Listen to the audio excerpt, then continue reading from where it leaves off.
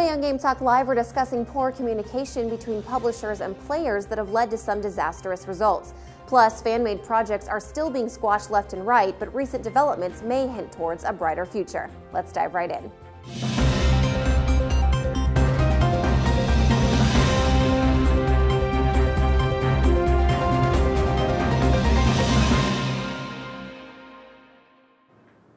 I'm Andy Roman, and welcome to Game Talk Live, where we discuss the biggest video game news of the day, live with help from our chat audience. Joining me now are three expert guests to discuss these gaming topics and more. First up is Keia. McCarty is a host for Popcorn Talk's Marvel Movie News. She's a lifelong gamer, comic book reader, and classic console player. As a nerd culture and gaming journalist, she provides content for numerous outlets, including Nerdist, Screen Junkies, Collider, Machinima Studios, and Maria Menounos' AfterBuzz TV. Welcome back to the show, Keia. Thanks for having me, Mandy. Glad to be back. Also joining us today is Carsillo, who's been a games journalist for the last 10 years with 555 career reviews to his name and is currently a writer over at Machinima Studios. You can also see him acting as the Incredible Hulk in Machinima's latest sketch on their Dankfire Facebook page. Welcome, Ray. Thanks, Mandy. Great to be back. It was really epic seeing you as the Hulk, no lie. So if you guys haven't seen that video, go check it out. It's amazing. All right, also joining us today is Malika, a game and interaction designer whose work has been recognized at Indiecade, Come Out and Play Festival, and the Getty Museum. She has designed for Intel, BMW, Steelcase, Saban's, Power Rangers, and more. Currently, she is a game designer at 2-Bit Circus and the game master of Power Ranger Hyperforce, the official Power Rangers tabletop game on Twitch. Welcome, Malika. Hi, thanks for having me. All right, guys, let's jump right in. When developers and publishers refuse to be transparent with their audiences, it can backfire stupendously. Controversial titles such as Battlefront 2 and Forza Motorsport 7 have rolled back their microtransaction systems in an attempt to forge positive relationships with the community. Other studios like Insomniac are patting themselves on the back preemptively with shouts of "no microtransactions here." Though these developers and publishers do seem to be listening to fan feedback, has there been a time where this has earned back the fans' trust and, more importantly, their dollars? Ray, why don't you start us off? Well, I don't think that there's ever been a time where once you've miffed your fan base that you can completely ever earn back their trust 100%. Right? There's always going to be that little bit of skepticism. There's always going to be that little bit of taking a wary eye to something. I mean, especially when you have such diehard fan bases when it comes to things like Star Wars and the like, or Lord of the Rings with Warner Brothers. So I think that you can do a lot to walk back the damage you've done, but I think that most consumers have a pretty long memory, and I don't know if you can ever get it back to 100% trust after you've done some lasting damage. Mm-hmm. Malika, what are your initial thoughts around this topic? Has there been a case that you can specifically remember where fans have earned back the have the trust of the devs? No, absolutely not. As a game developer, I see these scores on Steam where games will improve their rating. Nobody cares at that point. It's really heartbreaking. Yeah. Markia, what about you? What's been your experience here? Well, I'm going to agree with both Ray and Malika on that one. I mean, just think about it with people in their normal lives. If you mess up with your family, you are going to hear about that incident, at every family reunion, basically for the rest of your life. So it's like with these games, it's kind of like the same thing, where it's like those games are people's families. It's part of our history with things. So when they slight us, we never forget. We can forgive, but we're never going to forget, and we're never going to view them in the same light again. Oh, I feel like that's a very grim reality. I feel like that's something probably BioWare experienced with the end of Mass Effect 3. They've never been able to quite get back to kind of what the expectations from fans are. So how do devs or publishers differentiate between a loud, few unhappy customers and the quiet masses? I mean, Malika, as someone in game development, how do you not let those few negative comments wear you down when there's probably a slew of positive feedback that you don't hear? It's really, really tough, and I have friends that work at companies like Blizzard and Bungie who will send me text messages in the middle of the night. I can't believe what this person said about our game on Reddit, or this person just DM'd me on Twitter. it's an emotional toll to take that upon yourselves, especially when you try to be visible as an individual. It's really tough because they're like, that guy, he is a designer on a very famous game, not going to mention any individuals right now, and then they will go after you as soon as they know your name and your face and where you live and where you work. So it's really tough, and I want to thank all the awesome community management professionals that I've worked with in the past. I've also been a community manager, and it's crazy that there's a whole field now of trained professionals that are there to manage this whole audience and developer reaction and relationships. Ray, how do you think social media has kind of affected the way games are developed? Well, I definitely think social media has been huge. I mean, because before social media, fans never really had this direct channel to the developers and to the people who make the games, and really had this open line of communication to say, we are not happy with this, we don't like this. Or even, there are times when they commend them. There are people who sometimes are happy when things go right. So, but it's definitely made it easier for the more vocal, sometimes minority, but the more vocal members of any community to voice their displeasure in a variety of ways, whether it's through direct messages, whether it's on Reddit and on various forums, through the creation of some very entertaining memes. There's different ways for people to voice their displeasure, and before social media, there was never this direct line of communication before. So I think it's completely changed the game, and I think that game developers have to have their fingers on the pulse of their community before they make certain decisions, because otherwise they're going to hear about it, and they're going to hear about it for a long time. Markia, have you ever been compelled to maybe not leave an angry tweet or an angry review, maybe for certain games, or you felt like you needed to reach out to a dev or a studio? Sure. I had a lot of feelings about Dragon Age 2 back in the day when that came out. I thought it was a hodgepodge of two really favorite things for me, Mass Effect and Dragon Age, and then it was just this crap stew that I did not enjoy. I'm glad that I didn't have a direct line to developers back then, because I probably would have regretted some of the things that I would have had to say now. So while I'm glad we do have social media, because it can only be ultimately a good thing to be able to know what your consumers want and what they're passionate about, what they're feeling about what you're putting out there, so that you can get better, and that, you're not going to please everybody, but you can at least put something out there that silent majority will enjoy and then purchase. But then also, we can be so mean to each other. It's a balancing act, big time. So where is this kind of magic line between transparency with fans and not enough sharing of information? Malika, do you know where the line is? Do you think it's defined? No, and if anybody has that answer, please call me up, tweet at me. One thing that I think is fantastic, though, is huge public access, alpha, betas, play testing. Game design, game development is an iterative process, and if you have that huge mass of data from the fans, of course you're not going to make everybody happy, but you have thousands of players to prove this is a good thing, people are enjoying it, and it's going to make most of the fans happy, hopefully. Yes. Ray, do you think there's a time where devs share too much and freak out their audience before the game's even out? Or not enough? I'm trying to think. Definitely there's plenty of examples of times where devs do not say enough about their games. From No Man's Sky to, that's the one that comes to mind immediately. But there's I can't think of a time where a dev has said too much exactly to that in a way where that the fans then reacted negatively to it. The only problem that becomes when you say too much is when you start to bleed into the hype machine, and then you start to, again, speaking of No Man's Sky, you actually build it up so much in some ways that you create this unrealistic expectation of what your game can be.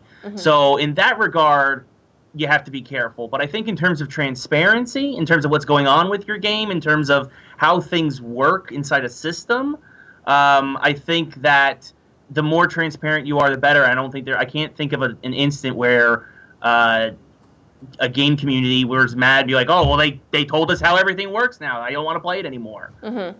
So there's a particular instance I'm thinking of where 2 weeks before Sweary's game The Good Life was unveiled at PAX, the game's title and design art were leaked, which Sweary believes gave people the wrong impression as to what kind of game it was. So, I mean, do you think fans have a habit of maybe making assumptions and incorrect kind of guesses on what the game will be like?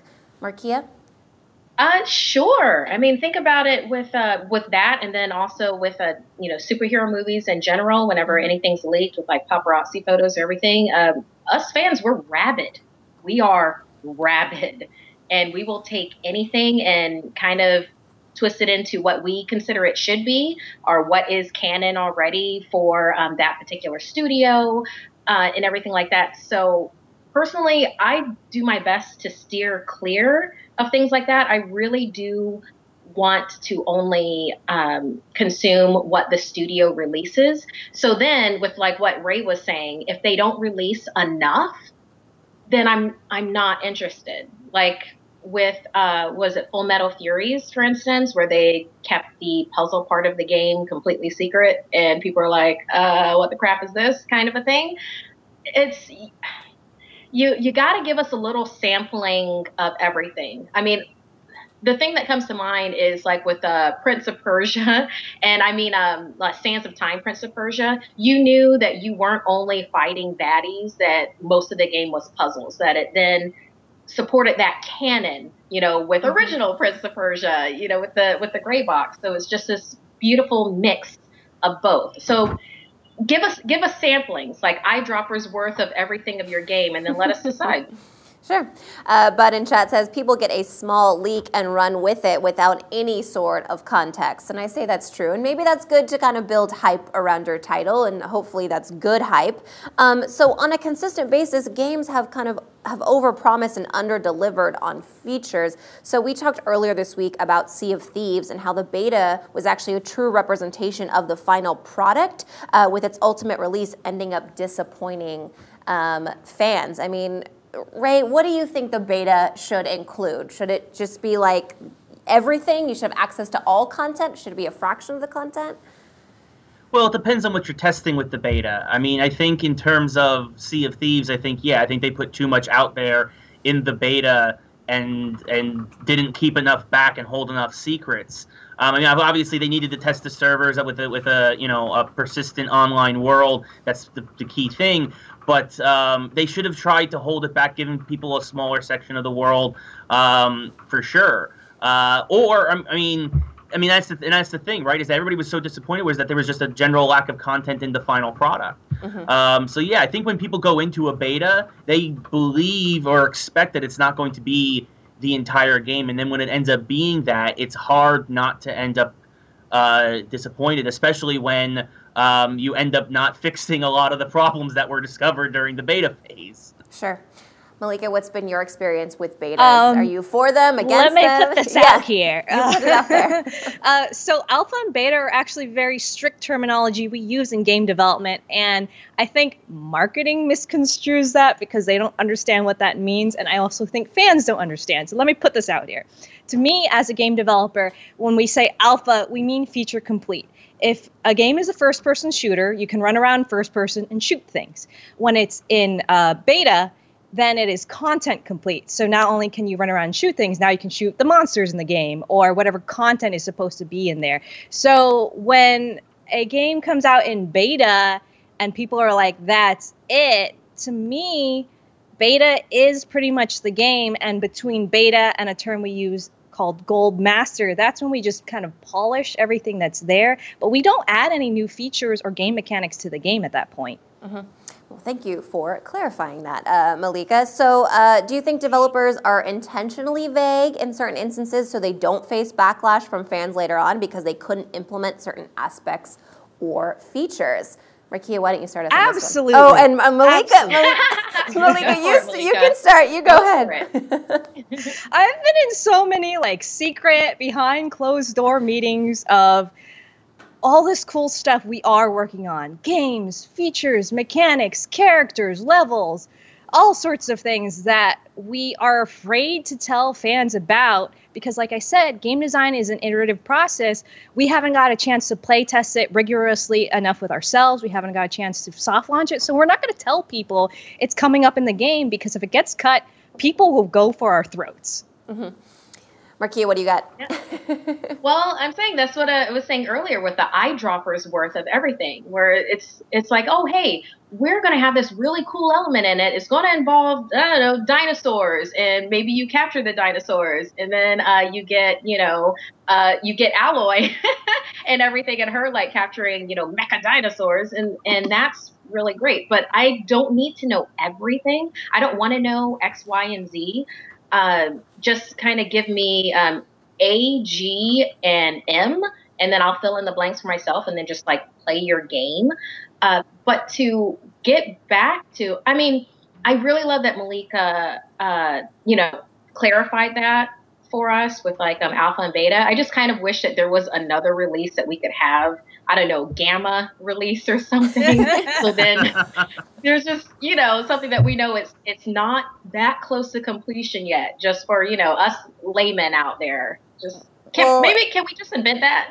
Well, here's an interesting point. Alexander in chat says, I really miss old school demos. A little taste of the game in a tight little section gets you into it, but doesn't overshare. So what, it's like 15, 20 minutes maybe on these demo discs. I mean, Ray, you were at EGM for a while. I'm sure you know about demo discs. And I mean, do you think we should get back to that? Should we just be able to play this small chunk and not like a full beta or even early access title? I definitely think that old school demos would be a great way for the industry to go. I mean, the problem you then run into is that like when you go to an event like E3 or a PAX East that's going on right now, is that sometimes what will end up happening is that demo isn't as representative of the final game, is that you'll have some devs who will polish and really work on that demo, and that section of the game will end up being fantastic. And then when you end up getting the full experience, you're like, wow, it seems like they put a lot more effort into that demo than they did the final product, where for whatever reasons it may end up being. So there is that slippery slope where sometimes a demo can get you into trouble too, where when the demo ends up not being truly indicative of the final experience because of how much time you may spend on that small section of the game in order to build up the hype machine and get people hooked, and then you don't put as much effort into the final product. Interesting point. So, Malika, do you think some developers are sacrificing their artistic integrity by succumbing to player demands?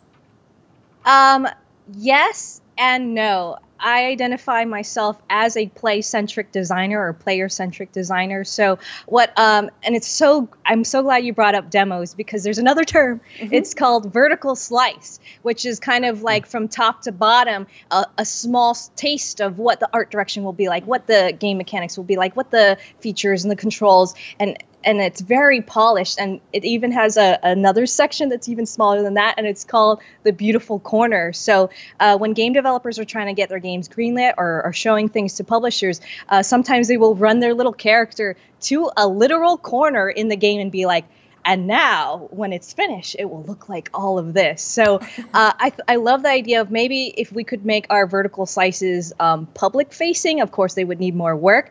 Then we could bring back an awesome thing like demos. Hold on. Can you remind me what you're asking me? Oh, sure, no problem. Are developers sacrificing their artistic integrity by succumbing to player demands? Oh, yes. All right. Staying on topic.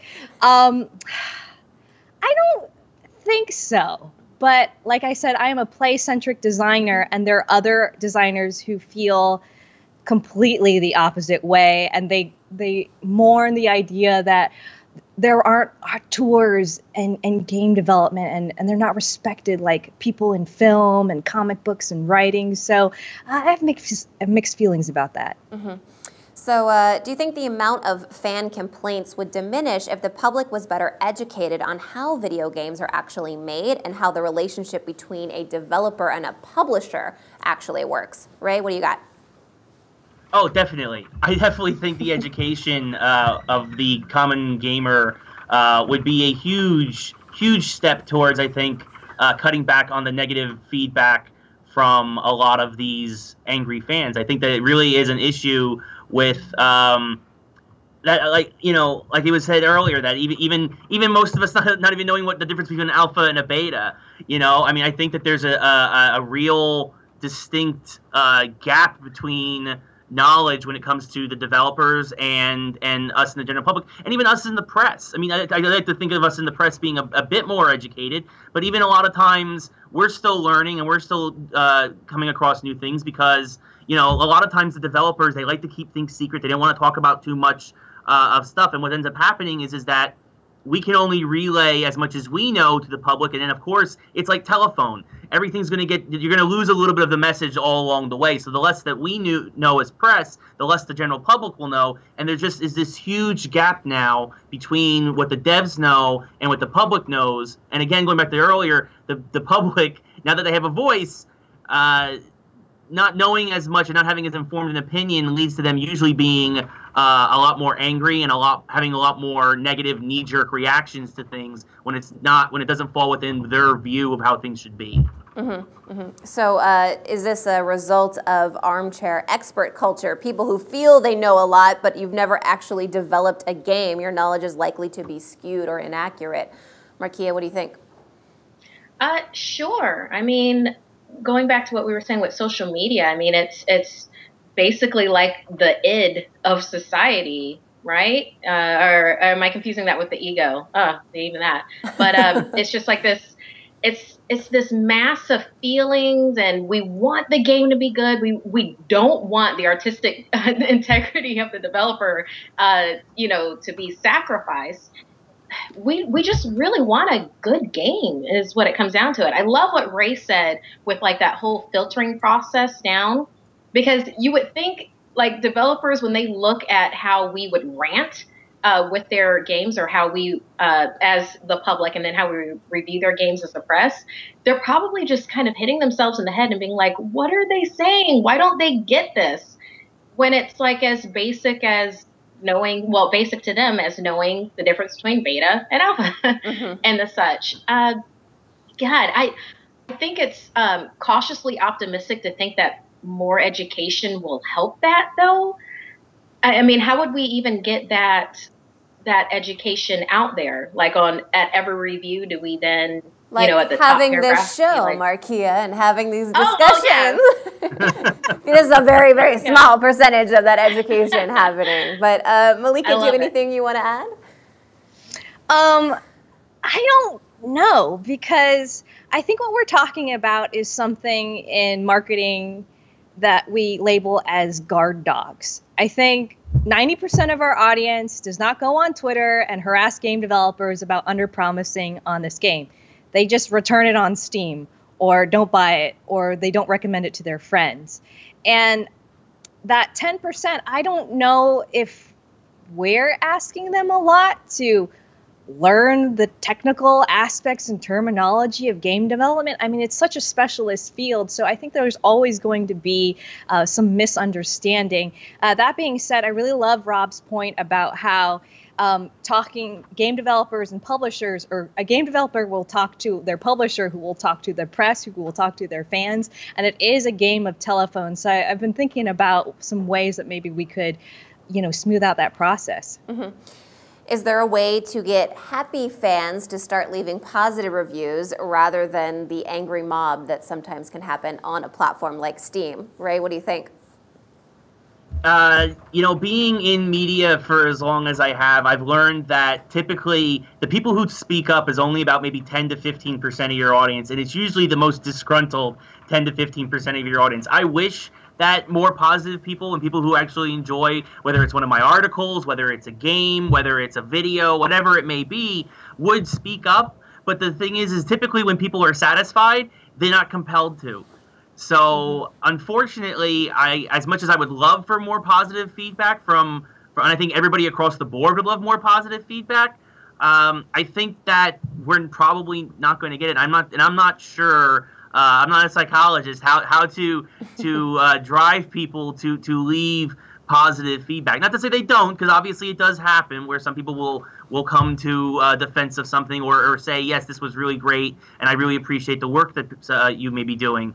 But I just don't think it's in our nature as people to compliment when it's so much easier to complain. Mm-hmm. So after the backlash against Star Wars Battlefront 2 with microtransactions that we have talked about extensively on this show, do you think this has genuinely made developers and publishers more cautious about the implementation of microtransactions? Markia, what do you think? God, I hope so. I mean, microtransactions is one of the worst ideas that anybody came up with. I mean, I barely, well, I'll tolerate it in a freemium, on a mobile gaming platform like Sailor Moon Drops or something like that. But I cannot stress how much I hate microtransactions. It's just one of those things. It's like, how dare you put something in a game that you are putting out as a complete product, and then I open a loot crate, I open a box, and then I have to pay to then unlock what I got in that box. Are you kidding me? It's like, where does that even, and already it feels like large amounts of the public, I'm not speaking for myself, I like DLCs, but from what I've gathered from social media and online and everything, that some people feel like with just DLCs in general, it's like, oh, they're putting out part of a game and then having us pay for DLCs. I've always seen it as a full game and then just exploring the different corners of that world with DLC, so I don't mind it. But then when you actually have that full game and then you put things in it where you have to pay more money, it's like, dude, you already got my $60 or my $80 if I got the gold edition, or my 100 something if I got, whatever they decide is on top of that. And now you're nickeling and diming me. I mean, it totally, what we were saying earlier, completely puts you off of games for that company. I doubt I will buy another Battlefront game, for instance. Mm-hmm. And they did that. They did that themselves. Yeah. Malika, do you think we'll ever see the end of microtransactions, or it's just too lucrative an opportunity for publishers? So something interesting that I learned is that other countries, particularly China, they actually don't feel as negatively about microtransactions. It seems to be a very American thing. So that they will never go away when there's a huge audience out there, an international audience that doesn't have as much of a problem. Additionally, the first home video game, Pong, was like $55. And since then, games they've become so much more amazing and way more expensive to produce, yet the price of video games hasn't really gone up. So I mean, like, how else are we going to be able to fund the production of this stuff if we don't ask for money somehow?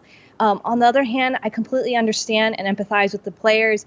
It always feels really sucky to be in a pay-to-win situation. That's not cool. It's not fun. I think games are always about a fun and fair challenge. Mm-hmm. So, Ray, do you think we'll see new, sneakier ways to entice gamers to make in-game purchases? I think so, unfortunately, when considering it's come out that companies like Activision and EA end up making half their profits every year off of the microtransaction model. I think that, unfortunately, they're going to find different ways to try to keep nickel and diming us. I mean, to the point that the price of video games haven't gone up, I think, I don't know, I speak for everybody, but I know personally, I would be happy to pay $10 more per video game if you did away with microtransactions. I mean, because it is true. I mean, since I'm paying almost exactly the same amount for a video game now that I did when I was 4 or 5 years old buying NES games. So I mean, I think again it comes back to just educating your audience about where the money is going and how expensive this process is. But unfortunately, until a better solution comes along, either you're going to start seeing more studios shut down, more indie endeavors by smaller teams, or you're going to see these larger companies that obviously aren't going to go anywhere anytime soon, trying to find new ways to get the player to drop an extra $10, $15, $20 a pop. And they're not going to go anywhere until people stop buying them. So if you guys don't want microtransactions, don't spend your money on them. All right, it's time to take a quick break. But before we do, I want to ask our viewers to send us a message letting us know what topics you'd like to see us discuss on the show. We'll be right back.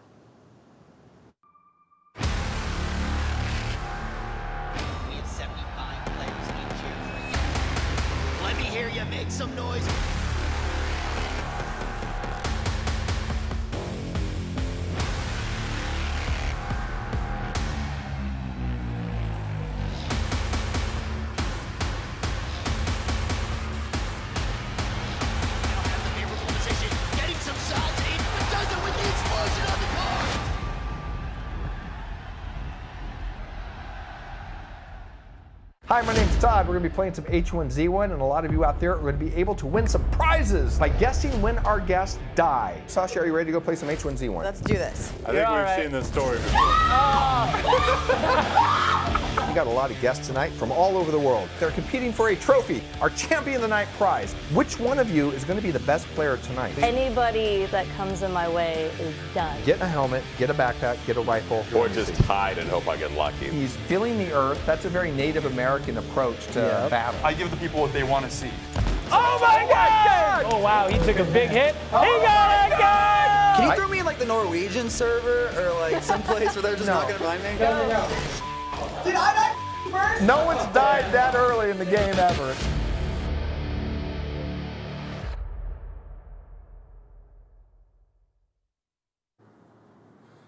All right, welcome back, everybody. For years, developers have been combating the efforts of talented modders who publish pet projects intended to celebrate their favorite franchises.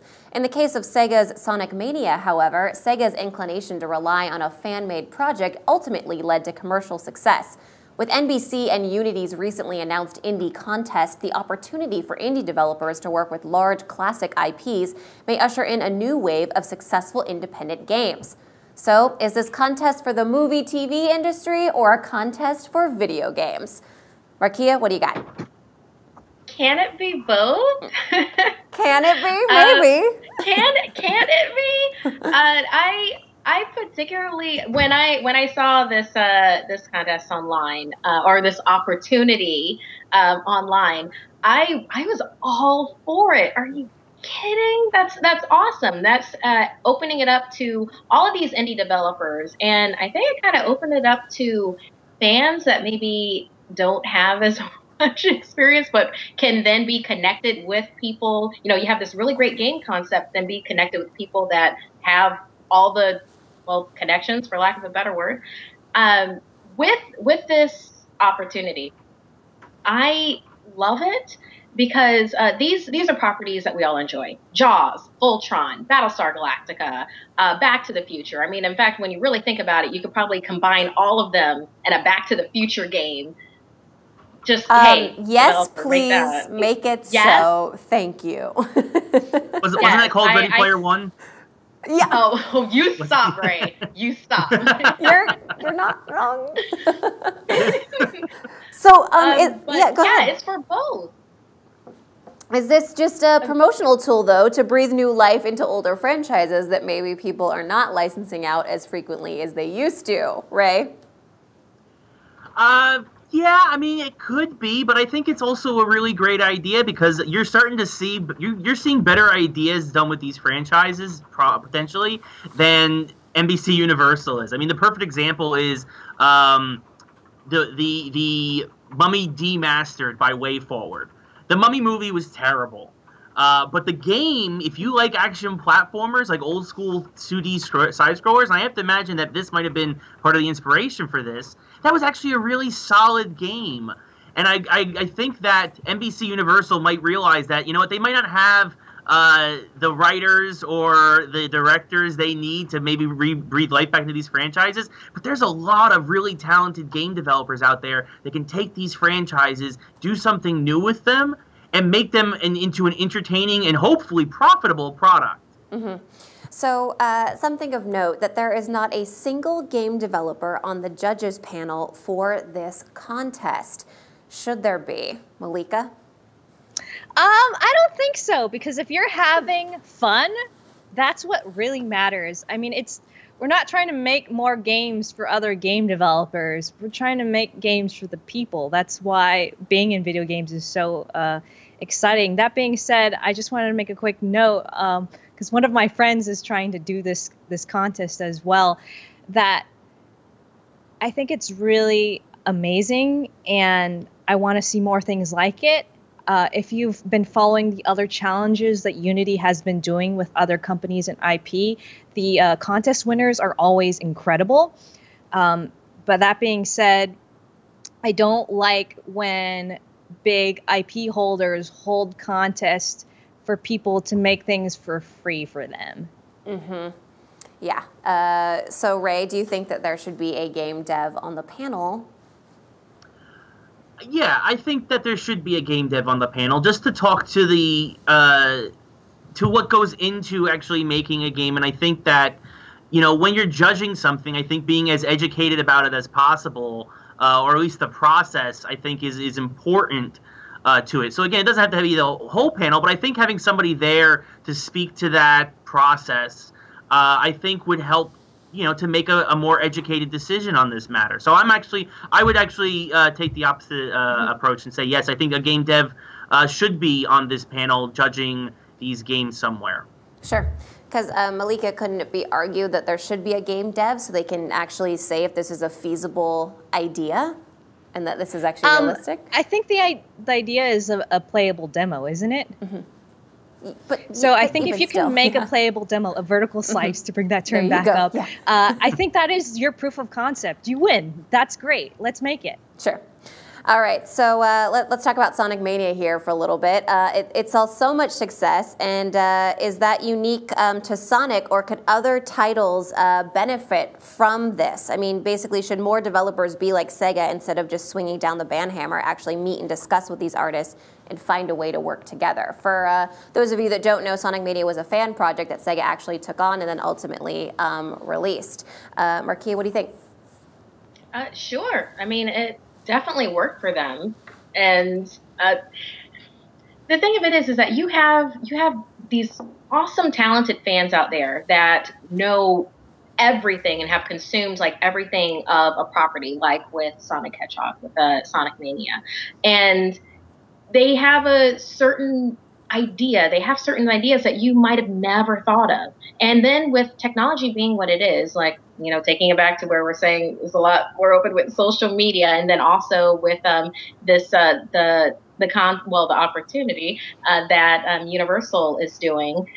It's not a good time to gatekeep, especially if you're trying to breathe life into properties that you have held for a while or that have been around for a while, like Sonic.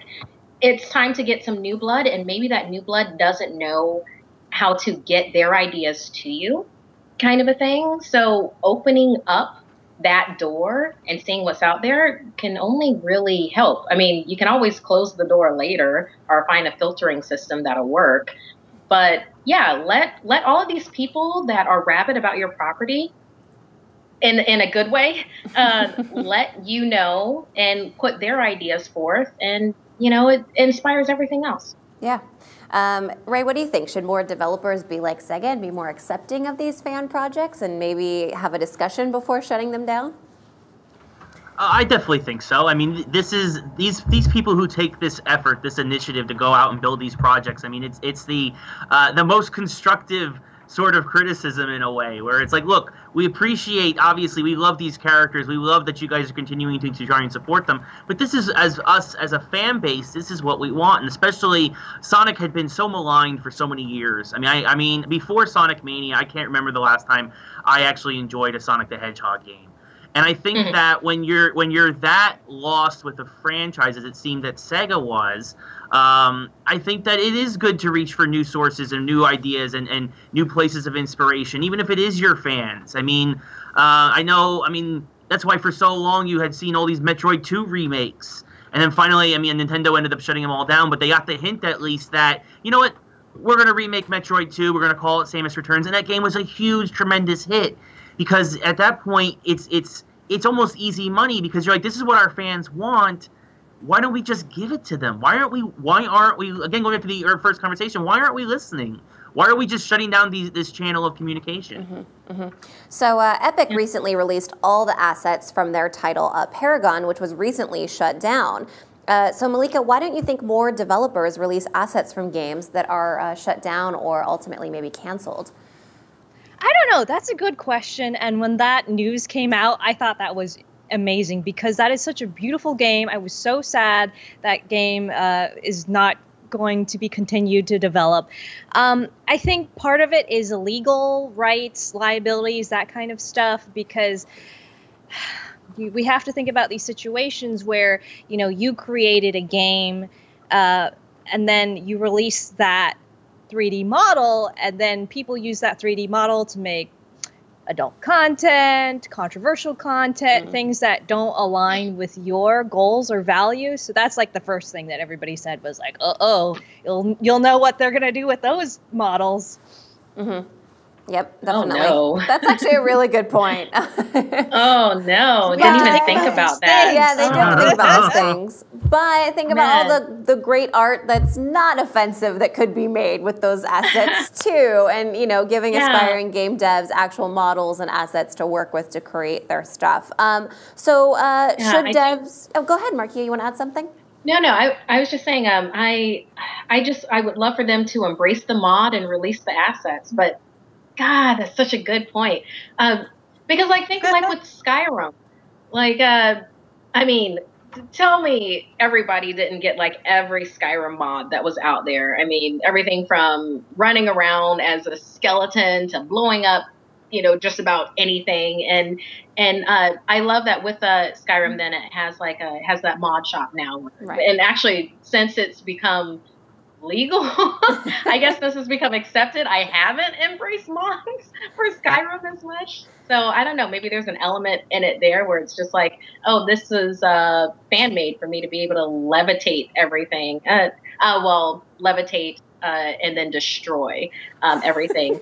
But now we know what your priorities are in games, Markia. They really are. They really are. It's ridiculous. No judgment here. But yeah, releasing it. Well, God, that's such a good point, Malika. Oh no, why is it that little that little percentage that it just has to ruin it for us? Oh. Like my little sister was like, Malika, you make games now. My dream is to like be in a game. What if I make her a hero in a game? The game doesn't go through, release all these assets, and now my sister, you can do whatever you want with her. Oh God. It's a good point. So Eleanor in chat brings up a different way to breathe life into older franchises would be going the old id way, opening up, sourcing the engine and letting the community build tools and bring it to more platforms. Seeing the Doom community going for now 25 years and pushing it further shows what can be achieved. Malika, do you agree? I mean, do you think more studios should be releasing their source code or their tools or engine? Yeah, you know what? I think it's a really good democratizing process. It's learning how to make games is so expensive. It's so technical, and unless you have education, money, you don't get to join this amazing industry. And it's so sad to see how diverse gamers are, men and women. It's pretty much 50-50, people of color, they, transgendered, LGBTQ, like gamers are such a diverse group, yet developers, it's not like that at all. And I think that is one way we can, if we give the power to the people and we give the tools to those people, I don't just consider them fans making a fan game. I consider them developers too. Mm-hmm. So Nintendo is notorious for shutting down fan projects pretty swiftly. I mean, Ray, you brought up Metroid. With their current initiative to bring more indie titles to the Switch and pushing digital downloads, would supporting smaller scale fan-made projects featuring well-known Nintendo characters actually help them? Ray, what do you think? I think so. I think that when it comes to, especially for characters that they're not really doing a lot with, Metroid was a perfect example because for forever we had been waiting for, yes, we're getting Metroid Prime 4, but that was after so many years. The reason why people are doing this is because Nintendo isn't, right? So, if Nintendo, whose resources obviously doing so many great things with so many different innovative and pushing the envelope forward with things like Labo and everything else they're doing, if their resources are tied up elsewhere, then maybe reach out to some indies and say, you know what, maybe we can extend these franchises in ways that we didn't think of before by having other people develop them for me. It reminds me of the days when Capcom made Oracle of Ages and Oracle of Seasons with The Legend of Zelda. Sometimes you have such a beloved franchise, but Nintendo that is, for some reason or not doing anything with it, let another developer take a crack at it. And I think that if these indies are showing that they have some really great ideas, and I think Nintendo should listen to them. So can smaller developers bring more maybe innovation to popular franchises and the big studios that own them? Markia? Sure, because big studios are busy. They have a lot more than just that one game to figure out. And honestly, doesn't it all just come down to money and happiness? So just this will make the people happy. They will then give you money. So don't gatekeep. Make the people happy and collect your money. So do you think maybe bigger studios are too afraid of changing their formula for success? Malika? Oh, absolutely. And speaking of being a play-centric designer, I know that in the past, some of the top people who still have a lot of power at these big studios, not naming any names, they don't believe in that, and they do feel like they are the auteur and they're the artistic vision holder, and they don't want to hear other artists take on that IP. They feel like they own it, and I can understand that if you're the one who created it. However, yeah, it is a huge problem with big studios. Mm-hmm.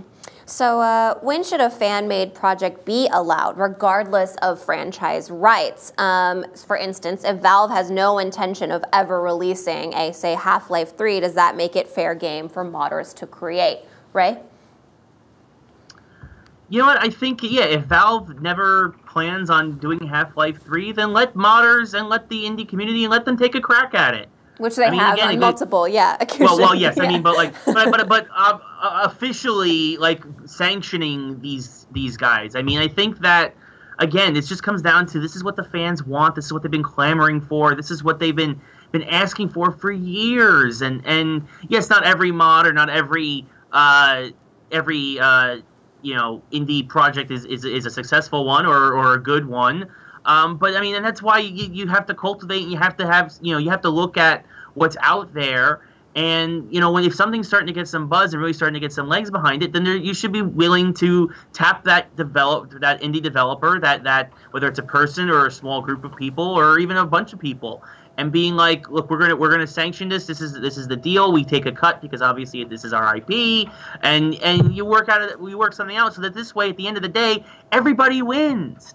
We all get the game that we want. We all get paid. We all get, everybody's going to get what they want, right? So I don't understand why much more people just don't accept the fact that, there's somebody out there who can do just as good a job as we might have been able to do with the first two. So Markia, if BioWare released the assets for Dragon Age 2, would you play a fan-made recreation of it?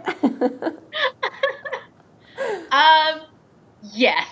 Yes, I'm actually all for that. I love that we came full circle. Oh, there were so many elements with Dragon Age 2 that I played that game twice, Markia. Twice played through that game, and I wanted to like it so much. Didn't you want to? I actually couldn't get all the way through it. I mean, because what it felt like to me, like when I played that, Dragon Age original, like, grabbed me into the story. It grabbed me in by the relationships that you establish, with Zafran, or you establish with Claudia Black's character, where it's just like, oh, she's a tough nut to crack, that kind of a thing.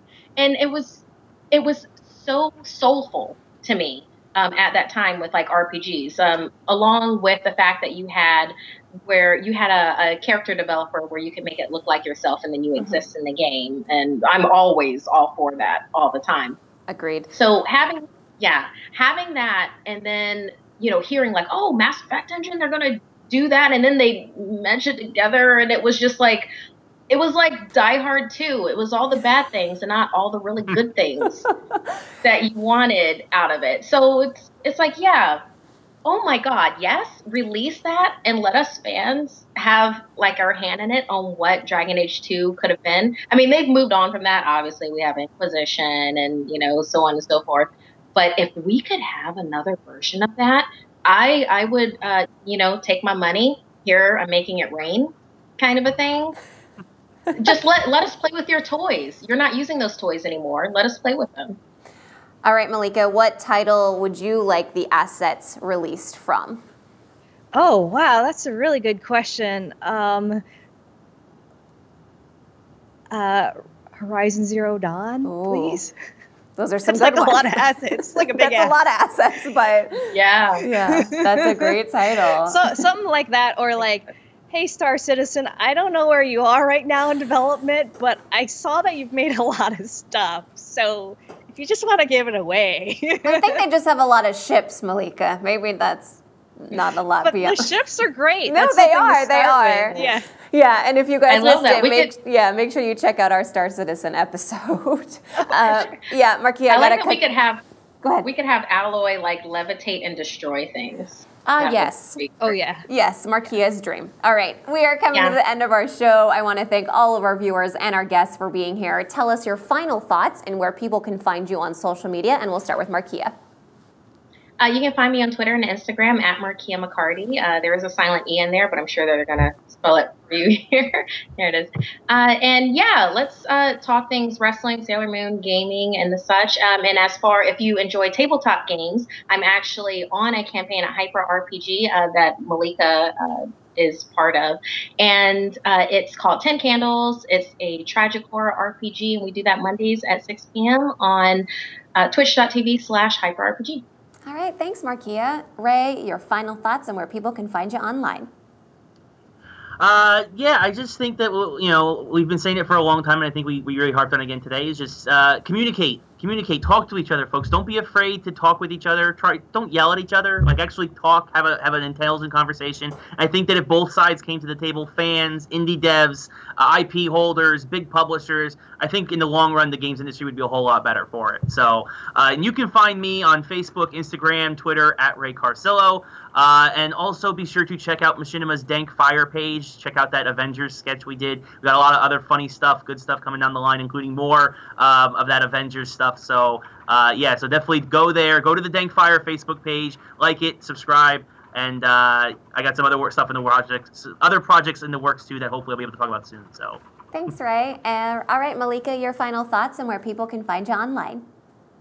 It's all about balance, but I think the fact that we're having this conversation is awesome. That means the fans care, the creators care, the publishers care. We all care very much, and that's actually very inspirational to me. That being said,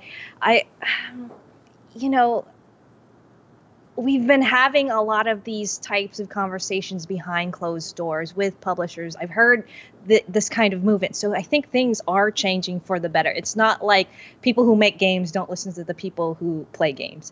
So that's good news. You can find me at hello_Malika on Twitter and Instagram. I'm also the GM and creator of Power Rangers Hyperforce, which is a live tabletop RPG show on Hyper RPG every week. All right, thanks, Malika, and thanks to everyone who watched, commented, and shared the show. I'm Andy Roman. Don't forget to like our Facebook page and watch Game Talk Live every Monday, Wednesday, and Friday at 2 p.m. Pacific Time. Have a great weekend, everybody.